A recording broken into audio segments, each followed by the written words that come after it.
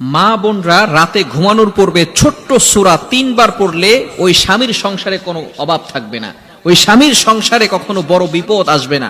আল্লাহ পাক রব্বুল আলামিন অভাব দূর করে দিবেন। আল্লাহ পাক রব্বুল আলামিন ওই সংসার থেকে বিপদ বালা মুসিবত, প্রটেক্ট ফ্রম অল অ্যাক্সিডেন্ট, সকল বিপদ আপদ থেকে, দুর্ঘটনা অ্যাক্সিডেন্ট থেকে আল্লাহ তাআলা হেফাজত করবেন। এই সূরাটি হচ্ছে সূরাতুল ইখলাস। কিভাবে পড়বেন বলছি। সূরাতুল ইখলাস এতটা ফজিলতপূর্ণ, আল্লাহ পাক রব্বুল আলামিনের পরিচয় এখানে রয়েছে। রাতে ঘুমানোর আগে আমরা সূরা ইখলাস 3 বার পড়ব। কতবার?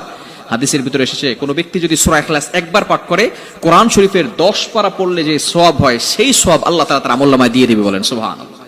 3 বার যদি কোনো ব্যক্তি পড়ে, তাহলে 3 10 30 পারা কোরআন শরীফ পড়লে যে সওয়াব হয়, আল্লাহ তাআলা সেই পরিমাণ সওয়াব তার আমলনামায় দিয়ে দিবে। এজন্য রাতে ঘুমানোর আগে অবশ্যই 3 বার সূরা ইখলাস পাঠ করব। নারীরা, মা বোনেরা এই আমলটা অবশ্যই করবেন।